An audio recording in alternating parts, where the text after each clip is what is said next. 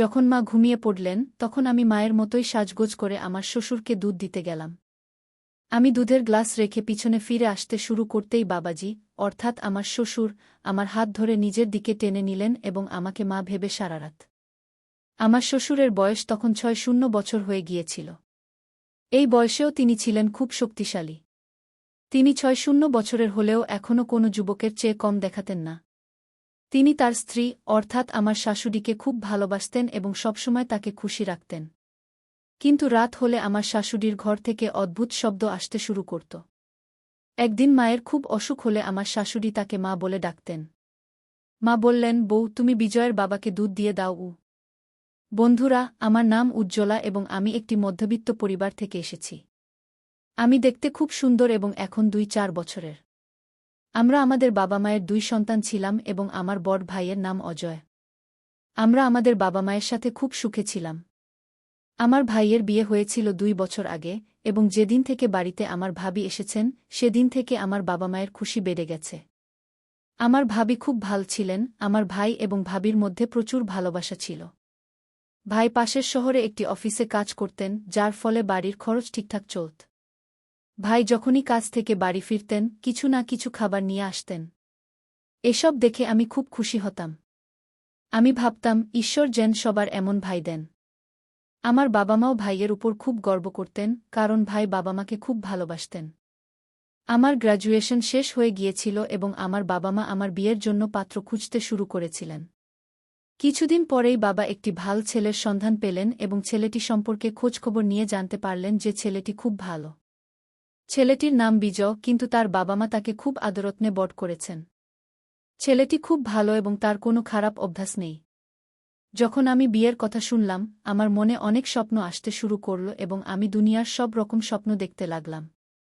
আমি এখন মানসিকভাবে পরিপক্ব হয়ে গিয়েছিলাম, দেখতে খুব সুন্দর ছিলাম, তাই আমি ছেলেমেয়ের মধ্যে সম্পর্কের ব্যাপারটা ভালোভাবে বুঝতাম।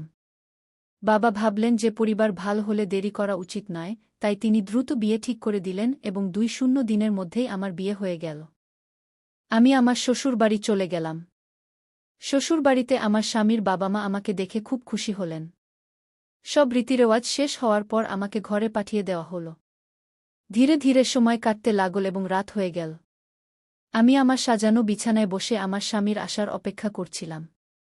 সেই সময় আমার মন খুব অস্থির হচ্ছিল, কারণ সুহাগরাতের কথা আমি অনেক শুনেছি, এটি বিয়ের একটি স্মরণীয় দিন। এই সব ভেবে আমি খুব ঘাবড়ে গিয়েছিলাম।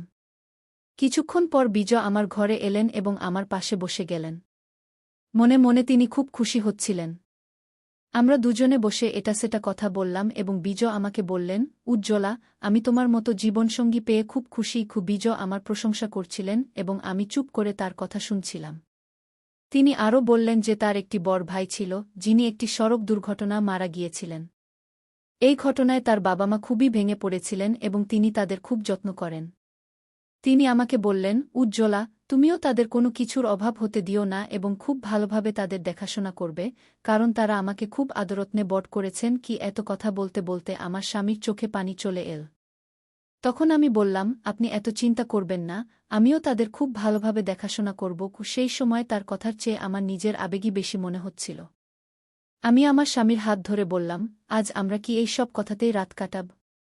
আজ তো আমাদের বিয়ের প্রথম রাত। এত কথা বলতেই তিনি আমাকে তার বাহুতে টেনে নিলেন এবং আমিও তো এই মুহূর্তেরই অপেক্ষা করছিলাম। কিছুক্ষণ পর আমার স্বামী বিজয় ক্লান্ত হয়ে আমার থেকে দূরে সরে গেলেন। তিনি ৫ মিনিটও ঠিকভাবে টিকতে পারলেন না। এসব দেখে আমি ভিতরে ভিতরে ভাবতে লাগলাম, আমি কত স্বপ্ন দেখেছিলাম, কত আশা পোষণ করেছিলাম, কিন্তু আমার সব স্বপ্ন ও আশায় যেন পানি ঢেলে দেওয়া হল। বিজয় আমাকে সেই তৃপ্তি দিতে পারলেন না, যা একজন স্ত্রীর তার স্বামীর কাছ থেকে প্রত্যাশা থাকে। বিজয় দ্রুত গভীর ঘুমে চলে গেলেন, কিন্তু আমি একটি তৃষ্ণার্ত মাছের মতো কুস্তরে পরিবর্তন ঘটতে থাকে, কিন্তু বুঝতে পারলাম না কেন এসব আমার সাথে ঘটছে। আমি সকালে উঠে ফ্রেশ হতে বাইরে গিয়েছিলাম, ফিরে এসে দেখলাম শ্বশুরজি উঠানে ব্যায়াম করছেন। এ দেখে আমি অবাক হলাম, কারণ বাবাজি ৬০ বছর বয়সেও একজন যুবকের মতো দেখাচ্ছিলেন। তারপর আমি রান্নাঘরে গিয়ে চা বানাতে লাগলাম। কিছুক্ষণ পর চা বানিয়ে বাবাজিকে দিতে গেলে তিনি বললেন, অরে বউ, তোমার মা কোথায়? তাকে তো কোথাও দেখছি না গিয়ে আমি বললাম, জি, তিনি ভিতরেই আছেন এবং কিছু কাজ করছেন কি তখন আমি লক্ষ্য করতে শুরু করি, মা যেখানেই থাকেন, বাবাজি সেখানেই চলে যান এবং তার সাথে অদ্ভুত আচরণ করতে শুরু করেন। মা বলতেন, এখন তো লজ্জা করো, বাড়িতে নতুন বউ এসেছে। সে যদি এসব দেখে তাহলে কি ভাববে? বাবাজি বলতেন, কি ভাববে? প্রত্যেক স্বামী তার স্ত্রীর সাথে এসব করে। বিজয়ও রাতে এসব করে থাকবে কি? মায়ের এমন কথা শুনে আমার খুব লজ্জা হচ্ছিল এবং আমি ভাবতে শুরু করলাম, কাশ বিজয়ও এমন হতো। এমনি করে ১-৫ দিন কেটে গেল। তারপর এক রাতে যখন আমি বাথরুমে যাচ্ছিলাম, মায়ের রুম থেকে তার অদ্ভুত আওয়াজ শুনতে পেলাম। এমন আওয়াজ শুনে আমি নিজেকে সামলাতে পারলাম না এবং তাদের রুমের জানালার কাছে গিয়ে দেখতে লাগলাম। তখন হালকা আলোতে আমি এমন কিছু দেখলাম যা দেখে নিজেকে নিয়ন্ত্রণ করা আমার পক্ষে কঠিন হয়ে উঠছিল। আমি আমার রুমে চলে গেলাম এবং বিজয়কে উত্তেজিত করতে চেষ্টা করলাম, কিন্তু সে এত গভীর ঘুমে ছিল যে কিছুই টের পেল না। কোনো রকমে আমি বিছানে পাশ ফিরতে ফিরতে ঘুমিয়ে পড়লাম। সকাল হলে আমার স্বামী তার ডিউটিতে চলে গেলেন, কারণ তার বিয়ের ছুটি শেষ হয়ে গিয়েছিল। আসলে আমার স্বামী বিজয় শহরেই থাকতেন এবং চাকরি করতেন, তাই মাসের শেষে বাড়ি আসতে পারতেন। আমি গিয়ে তার জন্য নাস্তা বানালাম এবং কিছুক্ষণ পর তিনি নাস্তা করে কাজে চলে গেলেন।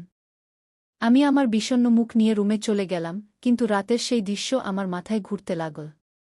আমি ভাবতে লাগলাম, মা কত ভাগ্যবতী, যাকে বাবাজি এত ভালোবাসেন। আর আমার স্বামী, যার ভালোবাসার জন্য আমাকে তৃষ্ণার্ত থাকতে হয়, সে আমাকে কখনোই সন্তুষ্ট করতে পারে না। জানি না কেন এখন এমনি দিন কাটছে। মা যখনই সকালে উঠতেন তার মুখ থেকে শুধু এটাই বের হতো, কখন এরা আমার প্রাণ ছাড়বে। আমি এদের থেকে বিরক্ত হয়ে গেছি। সারাদিন মাঠে কাজ করেন, তবুও মনে হয় না কখনো ক্লান্ত হন কি? মা সবসময় তার কোমর ধরে বলতেন, এই কোমরের ব্যথা কখন সেরে উঠবে? মায়ের এমন কথা শুনে আমি অবাক হয়ে যেতাম। শেষ পর্যন্ত বাবাজি এমন কি করেন যার জন্য মা এমন কথা বলেন? পরের রাতে আবার মায়ের রুম থেকে সেই আওয়াজ আসতে লাগল। এবারও আমি নিজেকে সামলাতে পারলাম না এবং জানালার কাছে গিয়ে তাদের রুমে উকি দিয়ে দেখতে লাগলাম। আবার সেই দৃশ্য আমার চোখের সামনে ভেসে উঠল, যা দেখে আমি আর নিয়ন্ত্রণ করতে পারলাম না। তারপর আমি পিছিয়ে এসে আমার রুমে ফিরে এলাম। রুমে এসে আমি ভাবতে লাগলাম, যদি বাবাজি এসব জানতে পারেন তাহলে তার খুব খারাপ লাগতে পারে। এক রাতে মা আমাকে বললেন, বউ, তোমার বাবাজির দুধ খাওয়ার অভ্যাস আছে। আজ তুমিই দুধ নিয়ে যাও। এত শুনে সেই দৃশ্য আমার চোখের সামনে ভেসে উঠল। রুমে এসে আমি ভাবতে লাগলাম, যদি শ্বশুরজি এসব জানতে পারেন তাহলে তার খুব খারাপ লাগতে পারে। এ ভেবে আমি কয়েক দিনের জন্য এসব দেখা বন্ধ করে দিয়েছিলাম। একদিন মায়ের স্বাস্থ্য খুব খারাপ ছিল, তাই তিনি মাথা ধরে বলছিলেন, আমার স্বাস্থ্য খারাপ, কিন্তু এদের এসবের কোনো মাথাব্যথা নেই। এরা শুধু নিজের আনন্দ চায়। রাতে মা আমাকে বললেন, বউ, আজ আমার স্বাস্থ্য ভালো নেই, তাই আমি তাদের রুমে যাব না। তোমার বাবাজির হলুদ দেওয়া দুধ খাওয়ার অভ্যাস আছে। আজ তুমিই দুধ নিয়ে যাও। এত শুনে সেই দৃশ্য আমার চোখের সামনে ভেসে উঠল। মা অন্য রুমে গিয়ে ঘুমিয়ে পড়লেন এবং আমি দুধের গ্লাস নিয়ে বাবাজির রুমে যেতে লাগলাম। তখন বাবাজির রুমে হালকা আলো জ্বলছিল। যখন আমি দরজায় পৌঁছলাম, আমার মনে নানা রকম চিন্তা আসতে লাগল। আমি আমার দোপাট্টা মাথায় দিয়ে ঘোমটা টেনে আমার মুখ কিছুটা ঢেকে নিলাম, কারণ মাও এমন ঘোমটা দিতেন। তখন আমি পুরোপুরি মায়ের মতো সাজলাম এবং রুমের ভিতরে চলে গেলাম। ভিতরের দৃশ্য খুব মজার ছিল। আমি দুধের গ্লাস রেখে ফিরে আসতে যাচ্ছিলাম, তখন বাবাজি আমার হাত ধরে নিজের দিকে টেনে নিলেন এবং আমি আমি চাদর দিয়ে মুখ থেকে ফেললাম যাতে তারা বুঝতে না পারে যে আমি আছি। তারপর সে আমার সাথে সেই একই আচরণ করতে শুরু করল যা সে আম্মার সাথে করত। তখন আমি আর আমার আবেগ নিয়ন্ত্রণ করতে পারলাম না এবং সবকিছু ঘটতে শুরু করল। যখন সে ক্লান্ত হয়ে ঘুমিয়ে পড়ল, আমি উঠে আমার রুমে চলে এলাম। আজ আমি খুব খুশি ছিলাম এবং ভাবছিলাম যে কেন সকাল সকাল আম্মার অবস্থা এমন হয়, আজ আমি তা বুঝতে পেরেছি। আমি বিছানায় শুয়ে পড়লাম এবং কখন যে গভীর ঘুমের কোলে চলে গেলাম তা টেরই পেলাম না। সকালে যখন আমার চোখ খুল, আমি খুব ভালো বোধ করছিলাম। রাতের সেই খুশির কোনো চিহ্নই আমার মধ্যে ছিল না। আমি ফ্রেশ হতে গেলাম এবং কিছুক্ষণ পরে বাইরে এসে দেখলাম যে আম্মার আজ তীব্র জ্বর হয়েছে। আমি তার কপালে ভেজা কাপড় দিয়ে জিজ্ঞেস করতে লাগলাম, ঠিক তখনই বাবাজিও সেখানে চলে এলেন। তিনি জিজ্ঞেস করলেন, বউ, এখন তোমার আম্মার অবস্থা কেমন? আমি বললাম, হ্যাঁ, এখন কিছুটা ভালো, জ্বরও কমে গেছে কি। তখন আমি অনুভব করলাম যে শ্বশুরজি আমাকে গভীরভাবে দেখছেন। এর আগে তিনি কখনো এভাবে আমাকে দেখেননি। আমি ভাবতে শুরু করলাম যে হয়তো রাতের ঘটনা তিনি জানতে পেরেছেন যে আম্মার জায়গায় আমি ছিলাম। এসব ভেবে আমি একদম অস্থির এবং আতঙ্কিত হয়ে পড়লাম। আমার মনে হচ্ছিল যদি শ্বশুরজি এটা জানতে পারেন তাহলে আমার সম্পর্কে কি ভাববেন। যখন রাত হল, আম্মাজি আবার বললেন, বউ, যতদিন না আমার স্বাস্থ্য সম্পূর্ণভাবে ভালো হয় ততদিন আমি তোমার বাবার কাছে যাব না। না হলে আমার অবস্থা আরও খারাপ হবে। তাই তুমি ওকে দুধ দিয়ে দিও, না হলে সে আমাকে খুঁজতে খুঁজতে এখানে চলে আসবে। আমি আমার শ্বাসরুদ্ধ অবস্থায় এই কথা শুনে যেন সম্পূর্ণ খুশিতে ভরে গেলাম। আমি ভাবতে লাগলাম আজ আবার সেই মজা নেওয়া যায় কিনা। রাত গভীর হলে যখন আম্মা ঘুমিয়ে পড়লেন, আমি দুধ নিয়ে শ্বশুরজির রুমে চলে গেলাম। আমি দুধের গ্লাস রেখে পিছন ফিরতেই শ্বশুরজি আমার হাত ধরে ফেললেন এবং বললেন, কি হয়েছে বউ, এভাবে চলে যাচ্ছ কেন? শ্বশুরজির মুখ থেকে এমন কথা শুনে আমি একদম ঘাবড়ে গেলাম। আমার মনে হল এখন আমার সাথে কিছু অঘটন ঘটতে চলেছে। কিন্তু শ্বশুরজি বললেন, আমি জানি যে গত রাতেও তোমার আম্মার জায়গায় তুমিই ছিলে কি? তখন আমি শ্বশুরজিকে বললাম, হ্যাঁ, যদি আপনি জানতেন তাহলে আমাকে কিছু বললেন না কেন? শ্বশুরজি বললেন, বউ, আমি জানি যে বিজয়ের সাথে তুমি খুশি নও। তুমি এটা আমাকে না বললেও আমি তোমার কষ্ট ভালোভাবে বুঝতে পারি। তারপর তিনি বললেন, দেখো বউ, তুমি এসব নিয়ে একদম চিন্তা করো না। আর ভাবো, যদি তোমার অবস্থা এমনই থাকে তাহলে তুমি মা হবে কি করে? শ্বশুরজির এমন কথা শুনে আমি নিশ্চিন্ত হয়ে গেলাম, কিন্তু আমার মনে একটু ভয় ছিল যে যদি একথা বিজয় বা আম্মা জানতে পারেন তাহলে আমার কি হবে। তখন আমি সব চিন্তা দূরে সরিয়ে দিয়ে শ্বশুরজির সাথে আমার খুশি ভাগ করে নিতে লাগলাম। সেই রাতেও যখন শ্বশুরজি ঘুমিয়ে পড়লেন আমি আমার রুমে চলে এলাম। এখন এটা আমার সাথে প্রায় প্রতিদিনই হতে লাগল এবং আমিও বেশ খুশি থাকতে লাগলাম। বাবাজিও যেন প্রতিরাতেই আমার জন্য অপেক্ষা করতে থাকতেন। এভাবে অনেক দিন কেটে গেল। তারপর একদিন আমার স্বামী বিজয় বাড়ি ফিরে এল। সে দিন আমি খুব খুশি ছিলাম। রাত হলে সবাই খাবার খেয়ে নিজ নিজ রুমে ঘুমাতে চলে গেল। আমি এবং আমার স্বামীও আমাদের রুমে চলে গেলাম। সেই রাতে আমি অনুভব করলাম যে বিজয়ের পারফরম্যান্স আগের চেয়ে ভালো হয়েছে, কিন্তু তেমন বেশি নয়। তারপর সে গভীর ঘুমে চলে গেল। তাকে এভাবে ঘুমন্ত দেখে আমি ভেতরে ভেতরে জ্বলে উঠলাম। তারপর ভাবলাম শ্বশুরজির কাছে চলে যাই, কিন্তু বিজয়ের উপস্থিতির কারণে আমি কোনোভাবে নিজেকে সামলে নিয়ে ঘুমিয়ে পড়লাম। সকাল হলে বিজয় বলল, আমি 1 সপ্তাহের জন্য শহরে যাচ্ছি। এখন 1 সপ্তাহ পরেই ফিরব। এই কথা শুনে আমি খুব খুশি হলাম এবং আবার রাতের সেই দৃশ্যের কথা ভাবতে লাগলাম। সেদিন খুব কষ্ট করে রাত হল। যখন আম্মা ঘুমিয়ে পড়লেন আমি শ্বশুরজির রুমে চলে গেলাম। সেই রাতে আমি দেখলাম যে শ্বশুরজি অত্যন্ত অধীরভাবে আমার জন্য অপেক্ষা করছিলেন। আমার আসার পরই তিনি শুরু করলেন। সেই রাতেও আমি সম্পূর্ণ তৃপ্ত হলাম এবং খুব খুশি হলাম। এর 4 দিন পর যখন আমি ঘরের কাজে ব্যস্ত ছিলাম তখন হঠাৎ আমার স্বামী বিজয় বাড়ি ফিরে এল। তাকে দেখে আমি একদম ঘাবড়ে গেলাম এবং জিজ্ঞেস করলাম, কি হয়েছে? আপনি তো 1 সপ্তাহ পর ফিরবেন বলেছিলেন, তাহলে এত তাড়াতাড়ি ফিরে এলেন কেন? বিজয় বলল, উজ্জ্বলা, এখন আমি আমার ডিউটি বাড়ি থেকেই করব। কারণ এখন আর আমি তোমাকে কষ্ট দিতে চাই না। তার মুখ থেকে এমন কথা শুনে আমি হতবাক হয়ে গেলাম এবং এটা কিভাবে আজ এমন হল তা ভেবে আমি অবাক হচ্ছিলাম। তখন বিজয় বলল, তুমি জানো উজ্জ্বলা, তোমার মতো স্ত্রী খুব ভাগ্যবান লোকেরাই পায়। আমি খুব সৌভাগ্যবান যে তোমার মতো স্ত্রী পেয়েছি।